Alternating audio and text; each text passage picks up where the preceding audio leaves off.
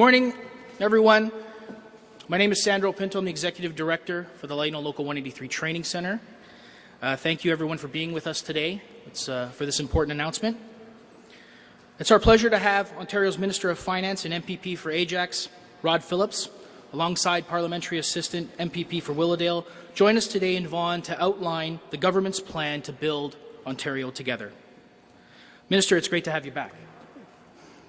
I'd also like to acknowledge in attendance with us the Local 183 Executive Board, Nelson Mello, the President, Bernardino Ferreira, our Vice President, Pat Sheridan, Executive Board Member, Jamie Cortez, Executive Board Member, and Louis Camara, Secretary-Treasurer. With us today, Jack Oliveira, our Business Manager, and Marcello Di Giovanni, our Recording Secretary, couldn't be here with us today. LIUNA is the most progressive and fastest-growing union of construction workers, waste management workers, show service workers, and healthcare workers in Canada. We understand the importance of skilled trades, and we are looking forward to continued collaboration with the provincial government to help workers gain the skills needed to obtain good, quality, available jobs. We are excited that the government is committed to promoting the trades. LIUNA has worked with the government, including Ministers Fullerton, Romano, and McNaughton specifically, as they modernize the apprenticeship framework and wind down the College of Trades. And we'll work together to continue encouraging young people to consider pursuing a lucrative and exciting career in the skilled trades. We are honored to be part of today's announcement and are eager to learn more about the government's priorities in the upcoming 2020 budget. I would now like to introduce Ontario's Minister of Finance, the Honourable Rod Phillips.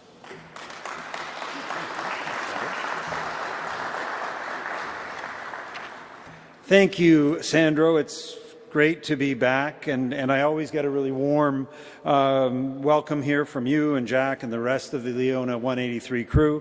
I am really pleased to be here with my Parliamentary Assistant, Stan Cho, who's also the MPP from Willowdale.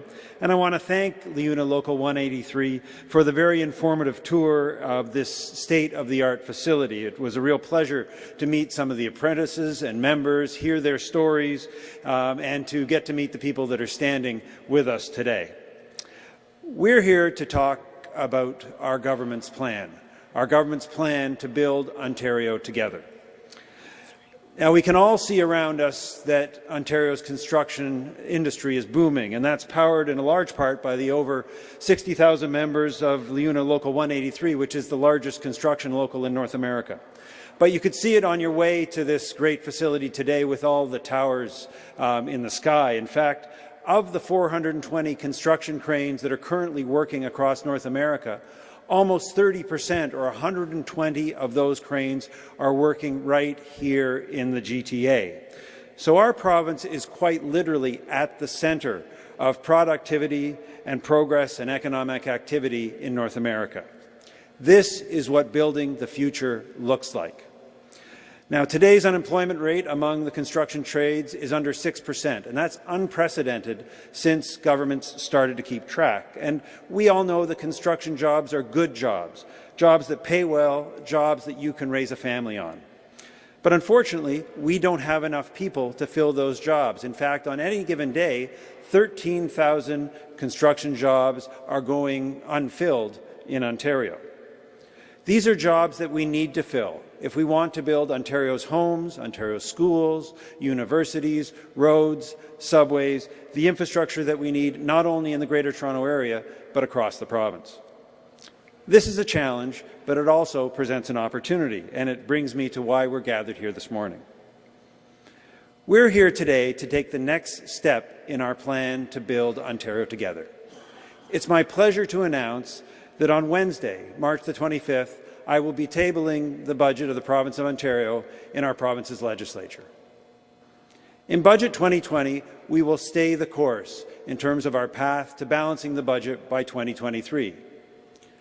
We'll build on our practical plan, a plan that is meant to create opportunity for regions across the province to grow and the opportunity for families across our province to prosper. We'll continue on the work that we've been doing to make sure that Ontario is an island of stability in an increasingly uncertain global economy. Now, over the past few months, Stan and I have been traveling across Ontario to consult on the 2020 budget. From Kingston to Kenora, from Sarnia to Scarborough, in person or online, we've heard from over 5,000 organizations and individuals. Individuals like Tim. Tim was a retired tradesman that I spoke to and a shop instructor. He told me we need to invest more in specialized programs at the high school levels so that students get access to the kinds of programs and skills they need to take on apprenticeship and skilled trades jobs. Or Juka, who told us that we need to do more to attract jobs to Northern Ontario so young people can return to that region and we can see prosperity in the north again.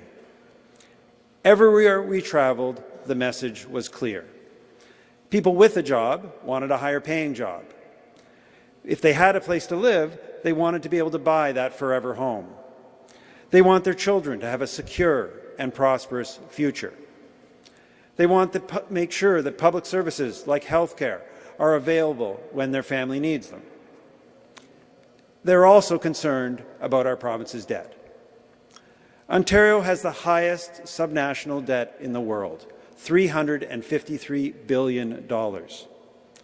That means that every minute of every day we pay $24,000 in interest, or $400 a second, interest on that debt. Every second, every minute, every dollar that's spent on interest is a missed opportunity to build our families and build our communities. Every family and every household knows the basic rule of budgeting. Over the long term, you can't spend more money than you're taking in. But unfortunately, the previous government was spending $40 million a day more than they were taking in. As every Ontario family and every Ontario household knows, that is just unsustainable. And we heard from across the province that people don't want Ontario to return to that kind of reckless spending. That's why we have a plan. It's prudent, measured, and deliberate. We made a conscious choice to balance the books by 2023 so that we could also make smart investments in critical items of public service, items like healthcare, education, and infrastructure like transit and roads. We're also making life more affordable by providing billions of dollars of financial relief for families, for seniors, for students, and for low-income workers. We're already seeing the results of that plan. We're on track to balance the budget. As our 2019 Fall Economic Statement pointed out, we are already ahead of schedule in terms of our deficit projections. Restoring our financial health will mean that we can continue to make the investments in vital services, and we can return Ontario to a strong financial footing. We're leading the country in job creation, with over 300,000 jobs created since our government took office in June of 2018. Maintaining a growing economy means that our businesses can grow, creating more opportunity for people to find high-paying jobs, like a job in the skilled trades, a job that supports local businesses and families alike wherever they live. These workers behind me and tens of thousands of others across Ontario are busy building Ontario together, and we have a plan to ensure that they'll succeed. We're putting Ontario back on a sound financial footing. We're growing the economy. We're keeping the promises that we made to the people of Ontario. But there is so much more to do. And that's why I look forward to our next steps on March 25th with the delivery of the provincial budget. Thank you very much.